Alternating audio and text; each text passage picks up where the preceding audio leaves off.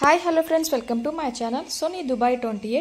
ಇವತ್ತಿನ ಒಂದು ವಿಡಿಯೋದಲ್ಲಿ ನಾವು ಪರ್ಫೆಕ್ಟ್ ಆಗಿರ್ತಕ್ಕಂಥ ಆಲೂ ಸಬ್ಜಿಯನ್ನು ಹೇಗೆ ಮಾಡೋದು ಅಂತ ನೋಡ್ಕೊಂಡು ಬರೋಣ. ಇಲ್ಲಿ ನಾನು ಒಂದು ಕಡಾಯಿಗೆ 2 ಸ್ಪೂನ್ ಅಷ್ಟು ಎಣ್ಣೆ ಹಾಕ್ಕೊಂಡಿದ್ದೀನಿ. ಈ ಎಣ್ಣೆಯಲ್ಲಿ ನಾನು ಮುಂಚೆನೇ ಸ್ವಲ್ಪ ಗೋಡಂಬಿಯನ್ನು ಫ್ರೈ ಮಾಡಿ ಇಟ್ಕೊಂಡಿದ್ದೆ.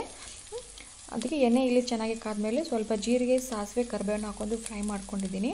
ಆಮೇಲೆ ಒಂದು ಈರುಳ್ಳಿಯನ್ನು ಉದ್ದುದ್ದಾಗಿ ಸ್ಲೈಸ್ ಆಗಿ ರೀತಿ ಕಟ್ ಮಾಡಿ ಹಾಕೊಂಡಿದ್ದೀನಿ. ಈ ರೀತಿ ಹಾಕೋದ್ರಿಂದ ಅದರಿಂದ ಚೆನ್ನಾಗಿರುತ್ತೆ. ಮತ್ತು ರುಚಿಗೆ ನಿಮಗೆ ಸ್ಪೈಸಿ ಎಷ್ಟು ಬೇಕೋ ಅಷ್ಟು ಹಸಿಮೆಣಸಿನ್ಕಾಯಿ, ಒಂದು ಅರ್ಧ ಸ್ಪೂನ್ ಅಷ್ಟು ಜಿಂಜರ್ ಗಾರ್ಲಿಕ್ ಪೇಸ್ಟನ್ನು ಹಾಕ್ಕೊಂಡಿಲ್ಲಿ ನಾನು ಫ್ರೈ ಮಾಡ್ಕೊತಾ ಇದ್ದೀನಿ. ಇದು ಸಾಫ್ಟಾಗಿ ಬರಬೇಕು, ಅಲ್ಲಿವರೆಗೆ ನಾವು ಇದನ್ನು ಫ್ರೈ ಮಾಡ್ಕೋಬೇಕು, ಒಂದು 2 ರಿಂದ 3 ನಿಮಿಷ. ಅದಾದಮೇಲೆ ನಾನು ಒಂದು ಅರ್ಧ ಕಪ್ ಅಷ್ಟು ಗ್ರೀನ್ ಪೀಸನ್ನು ಹಾಕೋತಾ ಇದ್ದೀನಿ. ಇದು ಫ್ರೋಝನ್ ಗ್ರೀನ್ ಪೀಸ್ ಇದೆ.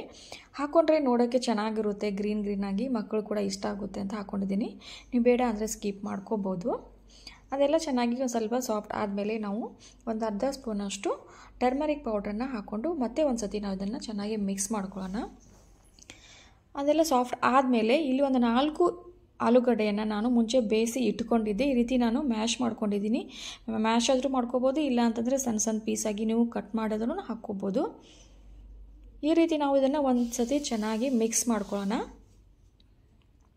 ಚೆನ್ನಾಗಿ ಮಿಕ್ಸ್ ಆದಮೇಲೆ ರುಚಿಗೆ ತಕ್ಕಷ್ಟು ಉಪ್ಪು, ಆದಮೇಲೆ ಒಂದು ಸ್ಪಿಂಚಷ್ಟು ನಾನು ಸಕ್ಕರೆನ ಹಾಕೋತಾ ಇದ್ದೀನಿ.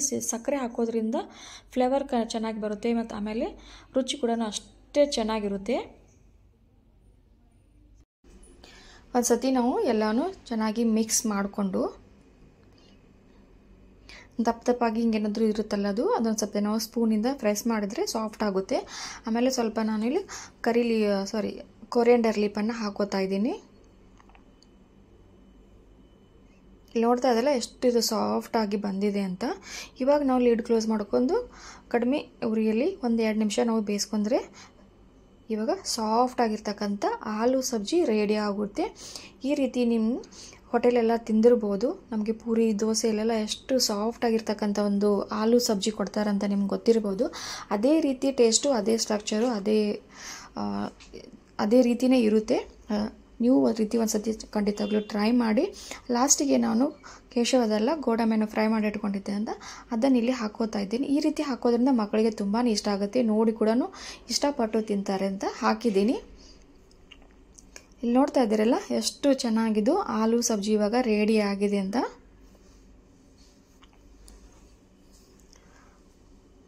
ಎಷ್ಟು ಸಾಫ್ಟ್ ಆಗಿದೆ ಅಂತಂದ್ರೆ ಬಾಯಲ್ಲಿಟ್ಟರೆ ಕರಗುವಂಥ ಒಂದು ಆಲೂ ಸಬ್ಜಿ ರೆಡಿ ಆಗಿದೆ.